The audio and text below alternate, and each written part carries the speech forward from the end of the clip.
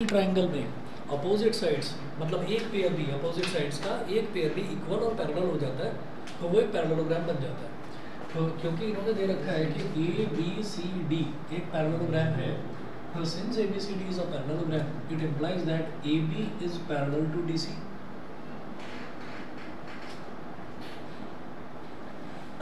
A B is parallel to D C and A B is equal to D C.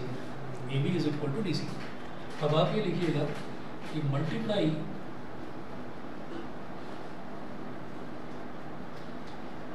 By 2 on both sides of both statements. Multiply by 2 on both sides of both statements. दो statements हैं, एक तो ये है कि A B is parallel to D C और दूसरा है A B is equal to D C. तो इन दोनों स्टेटमेंट्स में दोनों तरफ आप 2 से मल्टीप्लाई बाई हाफ 1/2 हाफ से मल्टीप्लाई करिए, 2 से नहीं 1/2 से मल्टीप्लाई करिए।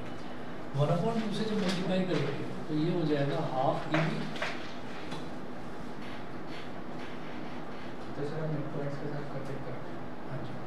Half A B is equal to half D C is parallel to half D C, sorry. इसी तरह से यहाँ पर लिखेंगे half A B is equal to half D C.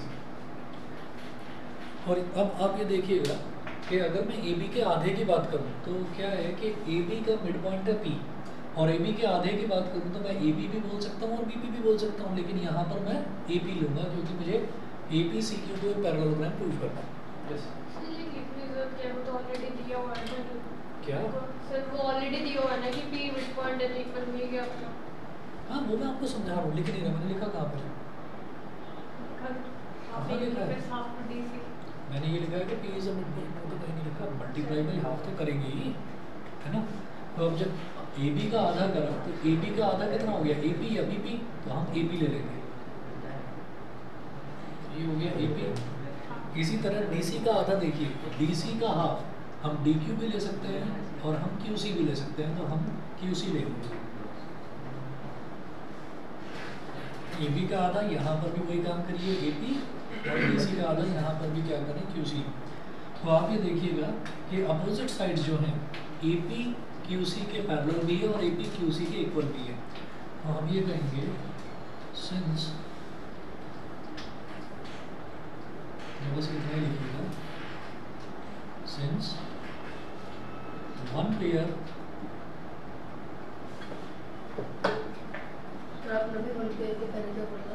Since, इसको सिंस बोलते हैं, 2 डॉट ऊपर और 1 डॉट नीचे को सिंस बोलते हैं और 1 डॉट ऊपर 2 डॉट नीचे को बोलते हैं देयरफॉर। क्या हुआ? अबे वो नहीं, मेरे को लगा कुछ और, मुझे लगा इसको पता नहीं है इसके नाम पता। वो नहीं, मैं पूछ रहा इससे पहले बोला क्या था। तुम इस बेचारे को जीने मत दो, है ना। वो कुछ बोले तो तुम्हें कुछ ना कुछ देख लो इनको। Since one pair of opposite sides is equal and parallel, since one pair of opposite sides is equal and parallel, therefore एक डॉट ऊपर 2 डॉट नीचे therefore, ठीक है, therefore APCQ is a parallelogram। मतलब तुम तीनों का सेक्शन अलग अलग है। मैंने शायद पहले भी पूछा था। हाँ अच्छा, तुम्हारा का एक पहले तीनों एक साथ। अच्छा, फिर अलग हुए हो।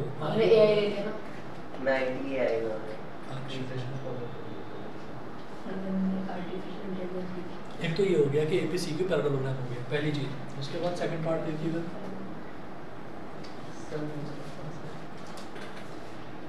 सेकंड पार्ट में बोल रहे हैं DPPQ is a parallelogram.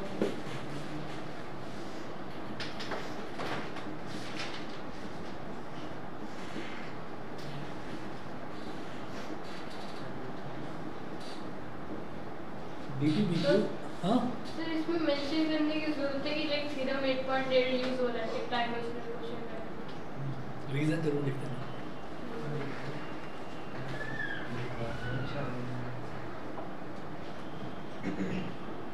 DPBQ is a parallelogram.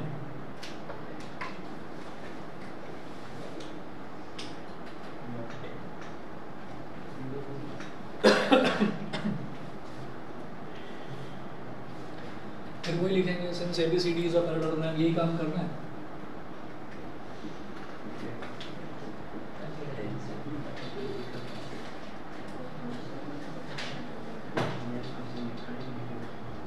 Is a parallelogram implies that AB is parallel to DC and AB is equal to DC. AB is parallel to DC and AB is equal to DC.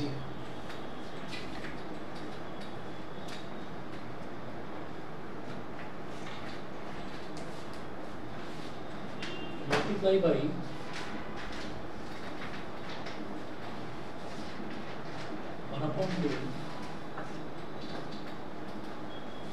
on both sides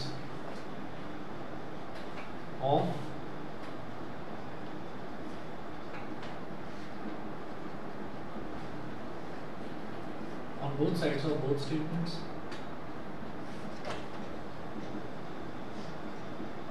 half AB is parallel to half DC and half AB is equal to half DC. तो अब AB का जो आधा है ना, अब मुझे क्योंकि DPBQ को एक पैरेललोग्राम प्रूव करना है, DPBQ इसको पैरेललोग्राम प्रूव करना है, तो अब जो AB का आधा है उसको मैं PB वाला लूँगा. ठीक है, AB का आधा APB है और PB भी है, तो मैं PB लूँगा. तो यहाँ हाफ AB की जगह लिखिएगा PB पैरेलल टू DC का आधा. तो DC का आधा मैं DQ लूँगा. QC भी लिया जा सकता था जैसे फर्स्ट पार्ट में लिया था, लेकिन अब लेंगे हम DQ. AB का आधा BB और DC का आधा DQ. तो PB is parallel to DQ and PB is equal to DQ. अब क्या करेंगे,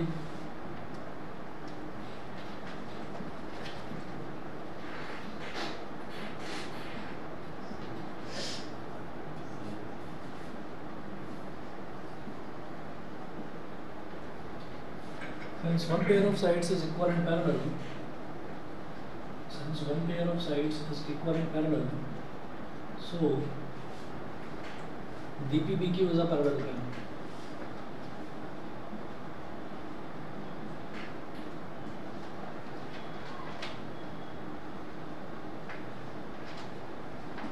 DPBQ is a parallelogram. ठीक, उसके बाद देखते हैं जी इसका थर्ड पार्ट. थर्ड पार्ट में बोल रहे हैं PSQR as a parallelogram. Third part में क्या प्रूव करना है,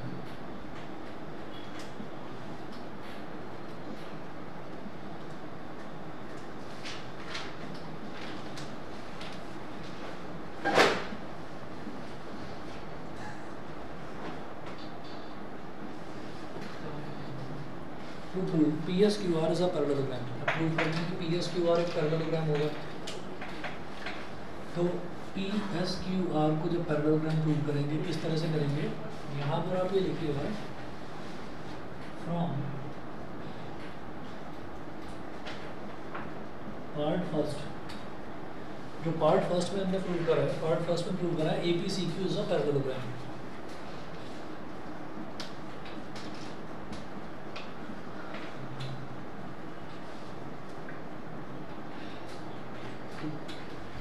from part first APCQ is a parallelogram. तो APCQ एक तो पैरेललोग्राम हो गया, ये हमने पार्ट फर्स्ट में प्रूव करा. अब आप ये कहेंगे कि जब APCQ एक पैरेललोग्राम है तो AP तो CQ के इक्वल पैरेलल होगा ही. दूसरा मैं ये कहूँगा कि ये जो AQ है ये भी तो PC के पैरेलल होगा. ठीक है, तो क्या लिखिएगा, AQ is parallel to PC. AQ is parallel to PC. It implies that ये जो AQ है ये एक स्ट्रेट लाइन है और जो PC है ये भी एक स्ट्रेट लाइन है. तो AQ जो है वो PC के पैरेलल है, तो AQ का ही तो छोटा सा हिस्सा SQ भी है और PC का छोटा सा हिस्सा PR भी है. तो मैं लिखूंगा SQ is parallel to PR.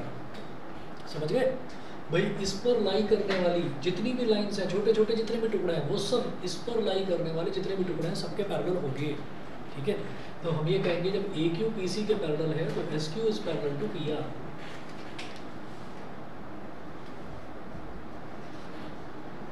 S Q is parallel to P R. ठीक है, इसको बोल दीजिए स्टेटमेंट 1, इसको स्टेटमेंट 1 बोलिए। फिर लिखते हैं from part second,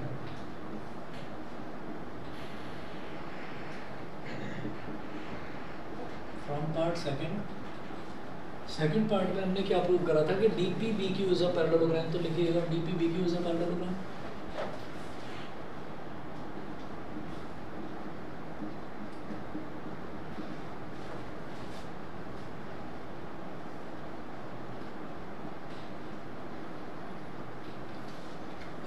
from part second D P B Q is a parallelogram. तो डी पी बी क्यू एक पैरेललोग्राम है। तो भाई जब D P B Q parallelogram है तो डी पी क्यू बी के पैरेलल होगा। ठीक है, तो लिखिएगा D P is parallel to Q B और इट इम्प्लाइज दैट, देखिए इस डी पी का ये तो छोटा सा हिस्सा एस पी भी है और इस क्यू बी का छोटा सा हिस्सा क्यू आर भी है। तो S P is parallel to Q are.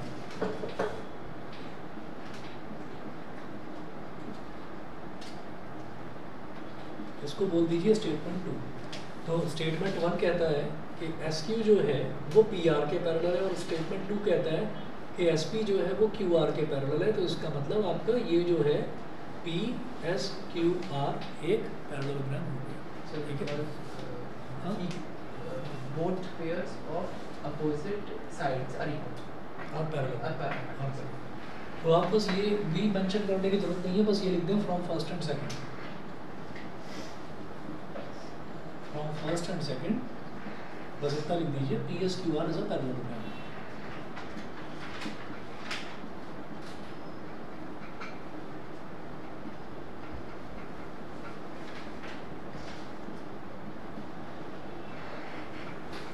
बताइए भाई, क्लियर है? ऑनलाइन वाले बच्चे बताएं। Yes sir. ठीक है, ओके ओके।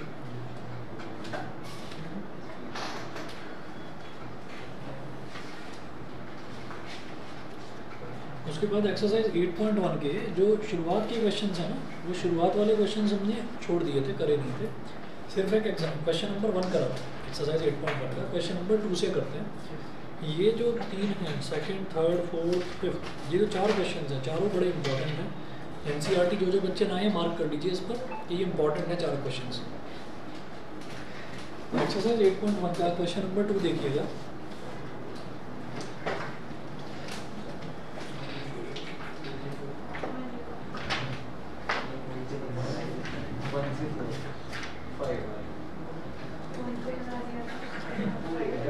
important question. ये थोड़ी सी लोग बनाए वो वाले हैं। Two, three, four, five.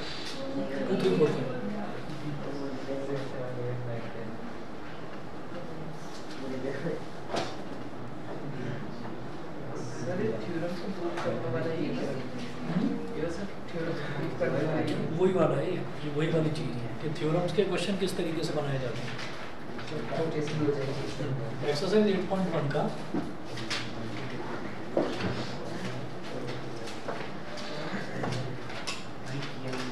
Exercise 8.1 का क्वेश्चन नंबर 2 देखिएगा।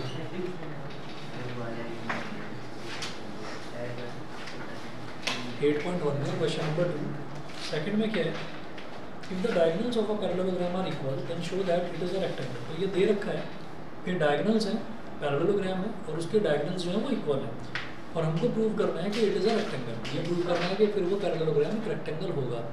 तो जो चीज़ हमको प्रूव करनी होती है ना, जैसे हमको प्रूव करना है कि वो एक रेक्टेंगल होगा, तो उसको बनाएंगे ही कुछ ऐसा कि वो देखने में रेक्टेंगल जैसा दिखाई दे। जो चीज़ प्रूव करनी होती है उस डायग्राम को वैसा ही बनाएंगे। ठीक, तो इसको रेक्टेंगल जैसा बनाइएगा।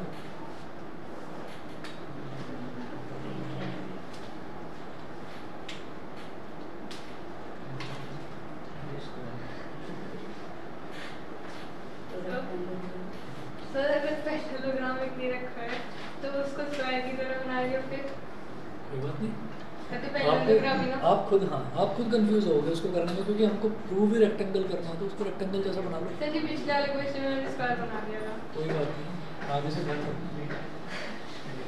सर ये एग्जाम्स में आप ओके कर सकते हैं कि मतलब एग्जाम से मार्क्स पर नहीं काटेगा या नहीं, और उसको जो चीज़ प्रूव करनी है ये तो उसके जैसा बनाना, उसके जैसा डिटरमिनेंट्स के लिए बना सकते अब वो बोल रहे हैं कि दे तो रखा है पैरेललोग्राम लेकिन प्रूव करना है रेक्टेंगल, तो हम ये कहेंगे दे क्या रखा है, पैरेललोग्राम दे रखा है ना, प्रूव करना है रेक्टेंगल, तो रेक्टेंगल प्रूव करना है तो रेक्टेंगल जैसा बना लिया और बोलेंगे let ABCD be a parallelogram. ठीक है,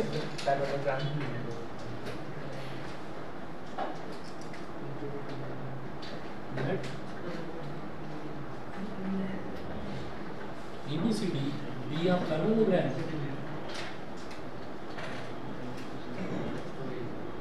let ABCD be a parallelogram whose diagonals are equal.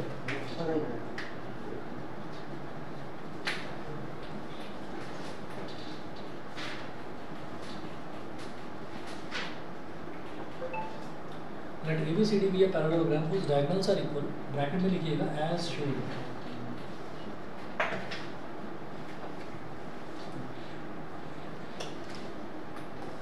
ये AC हो गया और ये BD हो गया, तो ABCD एक पैरेललोग्राम है जिसके डायगोनल्स इक्वल है। To prove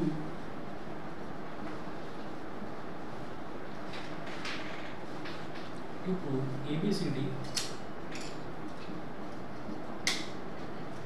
is a rectangle,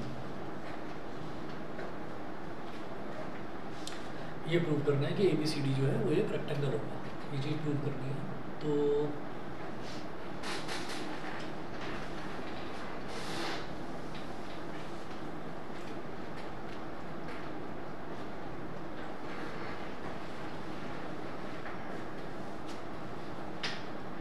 यहाँ पर आप ये कहेंगे in triangle DAB and triangle CBA, DAB और CBA ये दो ट्राइंगल ले लीजिए, समझ गए?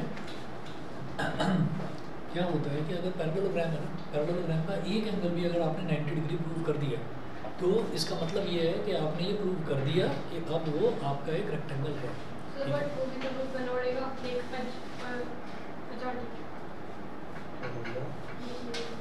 अब नोट करें यहाँ पर कि in triangle DAB, in triangle DAB and triangle CBA, in triangle DAB and triangle CBA, ये दो ट्राइंगल्स हमने ले लिए DAB और CBA। तो यहाँ पर मैं ये कहूँगा कि DA will be equal to CB,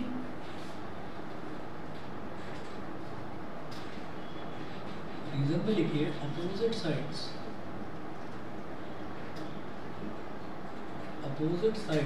of a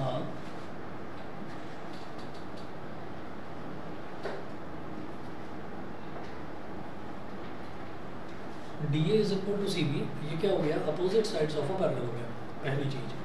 उसके बाद हम ये कहेंगे कि AB is equal to AB common side, इसको ऐसे कर सकते हैं कि लाइक CAB को x मान लिया और एंगल CAB को, हाँ, और DCA को x मान लिया तो इक्वल हो गया ऑल्टरनेट इंटीरियर एंगल्स, ठीक। और फिर DAC को y मान लिया और इसको BCA को y मान लिया तो इक्वल हो गए। फिर हम लिख सकते हैं लाइक 2x प्लस 2y करा जा सकता है, सुनो करा जा सकता है, मतलब ऐसे करा जा सकता है जो तुम को इंटीरियर एंगल का संभाला बता रहे हो ना, करा जा सकता है। मैं भी जो बता रहा हूँ बड़ा आसान तरीका है, क्योंकि यहाँ पर क्या है कि यहाँ पर ये डायगोनल्स इक्वल दे रखे हैं, AC और DB इक्वल दे रखे हैं, तो क्यों ना इसको यूज़ करें। ठीक है, आप ये देखिएगा कि एक तो ये तो समझ में आ ही गया ना कि AB is equal to AB common side. देखो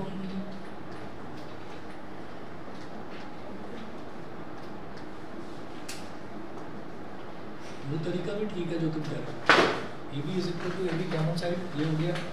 उसके बाद हम ये कहेंगे कि ट्राइंगल DAB में ये लाई कर रहा है ना DB और ये लाई कर रहा है CA, और DB CA क्या है, इसके डायगोनल्स हैं और दे रखा है कि डायगोनल्स आर इक्वल। ठीक, तो लिखिएगा DB is equal to CA।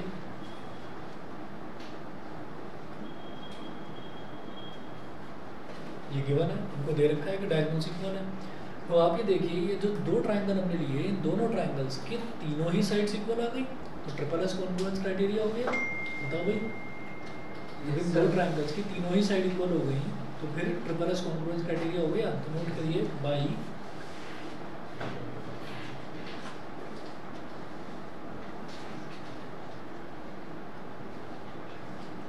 Triple S congruence criteria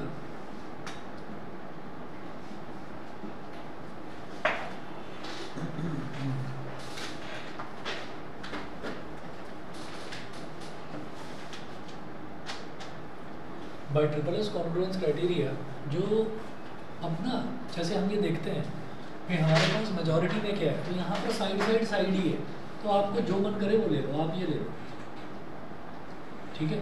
हमने डी ए और ए बी ले लिया, इसको साइड में कहीं पर रफ में लिख लेना, जैसे ये लिखा हुआ है D A is equal to C B और A B is equal to A B.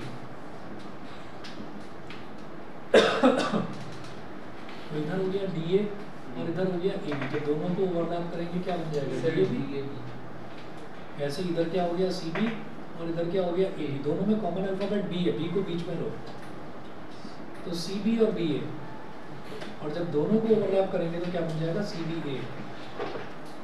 तो जो ट्रायंगल डी ए बी है जो हमने सीक्वेंस लिया था वो इत्तेफाक से सीक्वेंस सही है, तो हम ये कहेंगे by triple S congruence criteria triangle D A B is congruent to triangle C B A, triangle D A B is congruent to triangle C B A. अच्छा, अब इसके बाद हम क्या करें, ये जो ट्रायंगल डी ए बी है इसमें बीच में देखिए क्या अल्फाबेट लिखा हुआ है ए, और सी बी ए में बीच में अल्फाबेट लिखा हुआ है बी, इसका मतलब इस ट्रायंगल का एंगल ए और इस ट्रायंगल का एंगल बी ये दोनों इक्वल होंगे, ये दोनों इक्वल होंगे। तो आप यहाँ लिखें it implies that angle D A B is equal to angle C B A, D A B is equal to angle C B A by C P C. और जब दोनों इक्वल हैं तो दोनों को x के बराबर मान लो, इज इक्वल टू एक्स से, यहाँ रीजन में लिखना by C P C T, ठीक है। तो ट्रायंगल डी इसका एंगल डी ए बी ये वाला और एंगल सी बी ए ये वाला, ये दोनों के दोनों एंगल इक्वल हो गए, ठीक है। और जब दोनों इक्वल हो गए तो उनको किसी एक सेम टर्म से रिप्रेजेंट करा जा सकता है, तो दोनों को एक्स एक्स मैंने मान लिया। अब ये कहेंगे कि और इसको आप बोल दीजिए इक्वेशन नंबर 1। ऑल्टरनेट नहीं, को इंटीरियर एंगल वाला फंडा लगाओ। यस सर, को इंटीरियर वाला लगाओ, ऑल्टरनेट नहीं हो पाएगा क्योंकि देखिए डी ए और सी बी ये दोनों पैरेलल है, ये दोनों पैरेलल है, तो ये ट्रांसवर्सल की तरह एक्ट कर रहा है, तो ये वाला एंगल और ये वाला एंगल क्या होंगे, ऑल्टरनेट नहीं होंगे, को इंटीरियर, ठीक है। इनका सम 180 डिग्री, ठीक। तो लिखिएगा since D A is parallel to C B, since DA is parallel to CB, it implies that angle DAB plus angle CBA is equal to 180 degree। Reason में लिखिएगा क्या हो गया, पता नहीं क्या होगा, ये डिस्ट्रैक्शन के अलग अलग तरीके, को इंटीरियर एंगल्स। तो डी ए बी जो है वो भी एक्स है और सी बी ए जो है वो भी एक्स है, x plus x is equal to 180 degree, मतलब 2x is equal to 180 degree, 2 1 जा 2, 2 90 जा 180। यहाँ से x की वैल्यू आ गई 90 डिग्री, x की वैल्यू 90 डिग्री आ गई। It implies that angle D A B is equal to angle C B A, D A B और सी बी ए इनकी वैल्यू ही तो हमने एक्स ली थी और वही 90 डिग्री के इक्वल आ गया, ठीक है। और किसी भी पैरेललोग्राम में अगर एक एंगल भी 90 डिग्री के इक्वल आ जाता है तो हम उस पैरेललोग्राम को बोल देते हैं कि वो एक रेक्टेंगल है, ठीक है।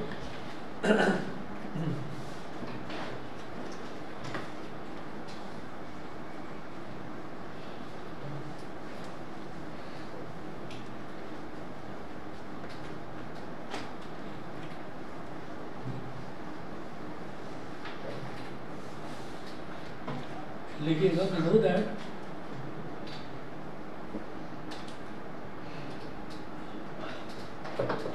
if any one of the angles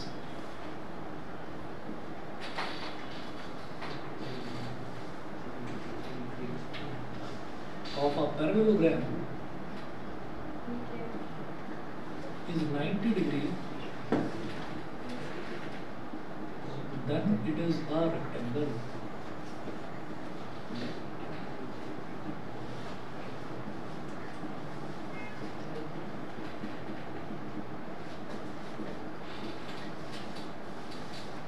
So ABCD is a rectangle. यही हमको प्रूव करना है। ये प्रूव हो गया। बताइए जी, क्लियर? चलें आगे। ऑनलाइन वाले बच्चे बताएं भाई, तीनों क्लियर है कि नहीं? Yes sir. ठीक है।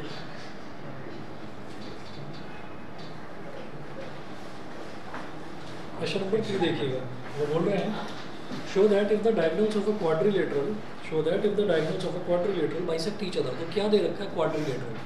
क्वाड्रिलेटरल का मतलब क्या है कि कोई भी ऐसी फिगर बनानी है, 4 साइडेड फिगर, टेढ़ी मेढ़ी कैसी भी हो, ठीक है। क्वाड्रिलेटरल का मतलब तो यही है। लेकिन वो क्या कह रहे हैं कि if the diagonals of a quadrilateral bisect each other at right angles then it is a rhombus. तो मुझे प्रूव क्या करना है कि वो रोम्बस है।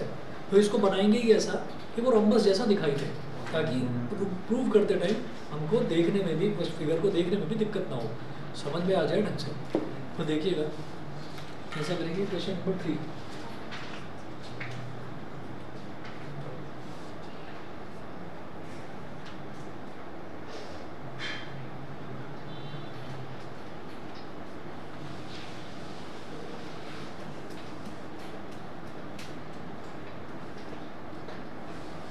ए बी सी डी, ये एक रोम्बस, मतलब ये क्वाड्रिलेटरल है। Let A B C D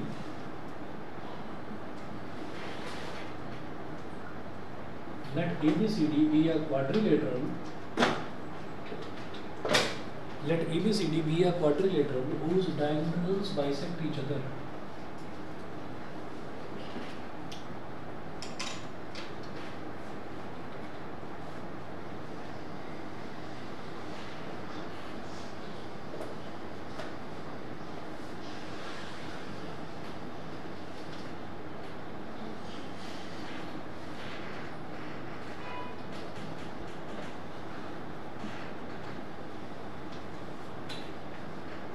As shown, तो A को C से ज्वाइन करो,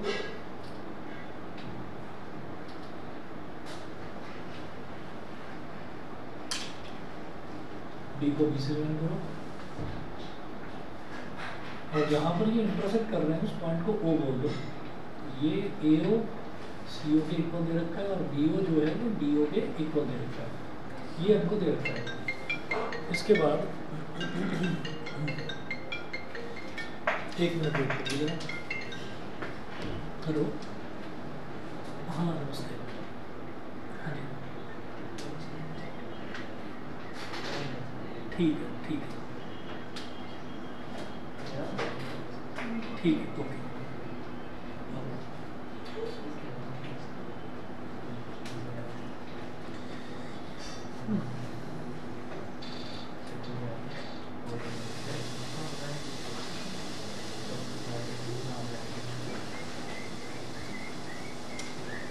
Let ABCD be a quadrilateral whose diagonals bisect each other as shown. तो हम जानते हैं कि इसके डायगोनल्स उन्होंने दे रखा है कि वो बाइसेक्ट कर रहे हैं। हम मुझे ये प्रूव करना है कि ये जो है ये एक रोम्बस है। तो रोम्बस प्रूव करने के अलग अलग तरीके हो सकते हैं हमारे पास। एक तरीका तो ये है कि हम चारों साइड्स को इक्वल प्रूव कर दें। अगर चारों साइड इक्वल प्रूव हो गई तो वो रोम्बस हो गया, पहला तरीका। दूसरा तरीका ये है कि हम इसको पैरेललोग्राम प्रूव करें, फिर भी चारों साइड्स हमको इक्वल, एडजेसेंट साइड्स इक्वल दिखानी होगी, कोई दो एडजेसेंट साइड्स, मतलब सिर्फ ये और ये साइड। अगर मान लो सिर्फ ये और ये साइड दिखा दें, एक तरीका तो ये है कि पैरेललोग्राम प्रूव करें, तो तब भी कॉन्ग्रुएंसी एक बार लगानी पड़ेगी। लेकिन अगर चारों साइड्स को इक्वल प्रूव करना है तो कॉन्ग्रुएंसी 4 बार लगानी पड़ जाएगी। कैसे? अगर चारों साइड्स को इक्वल प्रूव करना है, एक बार ये और ये तो नहीं, एक बार तो इक्वल साइड्स कर देंगे, लाइक इक्वल ट्रायंगल्स ले लेंगे, फिर एक बार एडजेसेंट ट्रायंगल्स ले लेंगे। कैसे? ये क्वाड्रिलेटरल दे रखा है, ABCD पैरेललोग्राम नहीं है, पहले ये समझ लें। मतलब अगर मैंने इसको इसके बराबर प्रूव कर दिया तो मुझे इसको इसके बराबर भी प्रूव करना पड़ेगा। पैरेललोग्राम करते ही वो हो जाएगा अपने आप, फिर बस एडजेसेंट साइड्स प्रूव करनी पड़ेगी। इसलिए मुझे वो ज़्यादा बेटर लग रहा है कि पहले इसको पैरेललोग्राम प्रूव कर दें। उनके जरा रुको, हम एक काम करते हैं, हम ये वाला ले लेते हैं AOD और COB, ठीक है। हम ये दो ट्रायंगल्स ले लेते हैं, ठीक। CBCD से मैंने इसको बाद में अल्टरनेटिव रहता मैं आ रहा हूँ उसी पर। हमने कहा कि ABCD एक क्वाड्रिलेटरल है whose diagonals bisect each other as shown, that is क्या हुआ? सर गलती से हाथ that is AO is equal to CO. एक तो ये गिवन है और BO is equal to DO. BO is equal to DO. ये भी गिवन है. ये दो चीजें हमको दे रखी हैं. उसके अलावा प्रूफ क्या कर रहे हैं? ABCD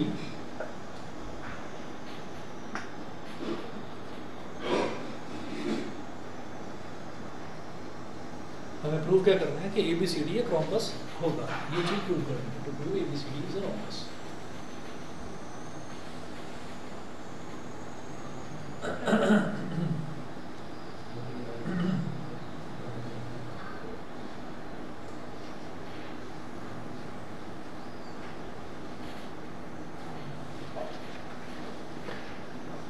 अच्छा जी, अब ABCD को एक रोम्बस प्रूव करना है तो उसके लिए क्या करेंगे भाई, ये वाले दो ट्रायंगल ले लेना है. AOD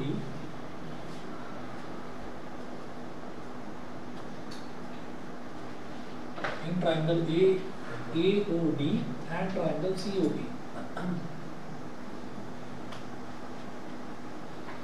AOD और COB.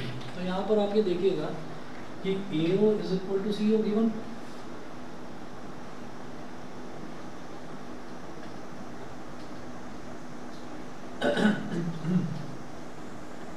Angle AOD is equal to angle COB.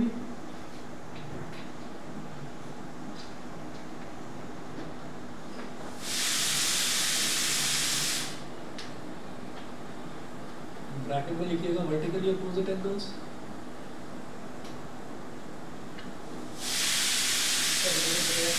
Right angle पे वो बाइसेक्ट कर रहा है. दे रखा है क्या? Yes sir. Show that it होगा. ये दे रखा है. तो डायगोनल्स जो है वो राइट बाइसेक्ट कर रहे हैं राइट एंगल पर. चलो ठीक है, ये चीज़ भी अभी आएगी काम. तो दोनों 90 डिग्री है ना. जब बाइसेक्ट कर रहे हैं राइट एंगल पर तो ये भी 90 है, ये भी 90 है, पहले वो तो वर्टिकली वो तो डायग्राम से एक नोट करो. ये भी 90 है. ये सब कुछ रेट बताते हैं क्या मैंने कुछ पहले बता दिया था तो वर्टिकली अपोजिट एंगल्स के लिखना पड़ता है. ईच 90 कोई डिग्री. बात नहीं. ये हाँ स्ट्रेटजी है इसकी. सर. मैंने लिख लिया था लेकिन देखा नहीं था कि आपने नहीं सर लिखा. गिवन कार्ड और पता है ये क्या होता है कि चैप्टर कंप्लीट होने के बाद में बताता है कि ये चैप्टर सिलेबस में नहीं था सर, वो आपने करा दिया. इसके बाद बताता है. उसके बाद देखिएगा कि एंगल AOD और एंगल COD ये दोनों के दोनों इक्वल हैं. और अगला देखिएगा कि DO is equal to BO. ये सर सब गिवन है. ये भी गिवन है. ठीक है, तो क्या यूज करा हमने? ये वाली साइड और बीच का एंगल. ये वाली साइड और बीच का एंगल. तो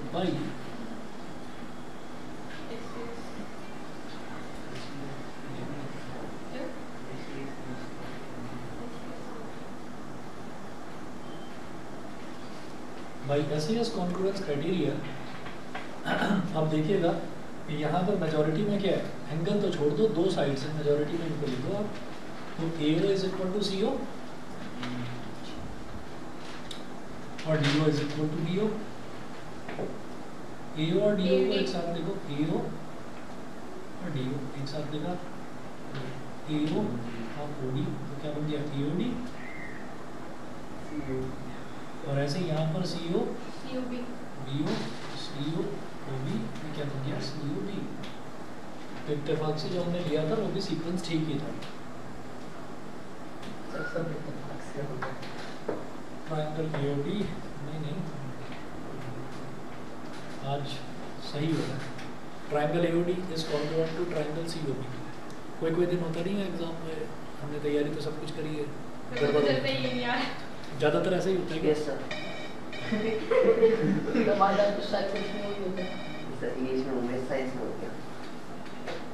बढ़ गया. सर एक बार मैं सेपरेशन पढ़ रहा था हाफ वैल्यू में, फिर बाद में पता चला सेपरेशन आई नहीं ना, और पूरा इतनी अच्छे से वर्ड रखा था कि मत पूछो. सब अपने इंग्लिश में करते हैं मैथ्स पढ़ने में. ये नहीं सुना तुमने? लेकिन इसमें इंग्लिश के पेपर में मैथ्स पढ़कर चला गया, वहाँ अलग ही करता है वो।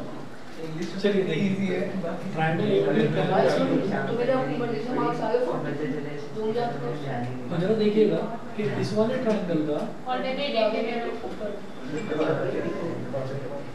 इक्वल हो गया। तो ये जो ट्रायंगल हमारा ए और डी है, इसमें ए है पहली पोजीशन पर और सी ओ बी में सी है पहली पोजीशन पर। It implies that angle O A D is equal to angle O C B. ठीक है, ये हो गया by C P C T. एक तो ये है, ठीक है। हाँ जी बताओ। Okay okay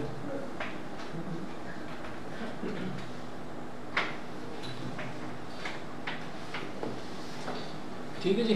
O A D is equal to angle O C B by C P C T. एक तो ये हो गया, और उसके अलावा हम ये कहेंगे कि ये जो ए डी है, ये वाली साइड इस वाली साइड के इक्वल भी हो जाएगी। कैसे? पहला और तीसरा अल्फाबेट देखिए ए डी, इसका भी पहला और तीसरा अल्फाबेट देखिए सी बी। तो A D is equal to C B by C P C T. इसको बोल दीजिए इक्वेशन नंबर 1, इसको बोल दीजिए इक्वेशन नंबर 2। लिखिएगा equation 1 suggests that angle OED and angle OCB are alternate angle OED and angle OCB are alternate interior angles। ये हो गया, ठीक है। Which implies that AD is parallel to CB from equation to AD is equal to CB। AD CB के parallel और AD CB के equal, इसका मतलब ABCD is a parallelogram।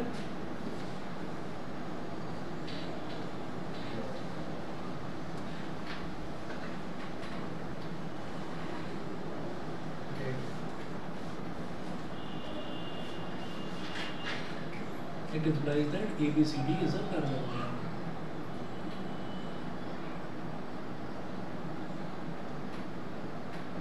Parallelogram तो हो गया। अब बस पैरेललोग्राम की ये दोबारा होगा उसको ABCD एक पैरेललोग्राम हो गया।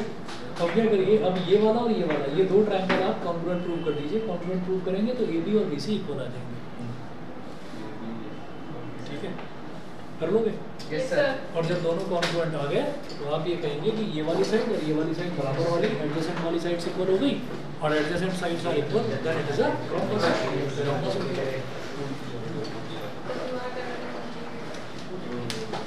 सर कैमरा कौन सा है? हां, कैमरा कौन सा है? Panasonic camera model AG-CX7। याद है इसका सर।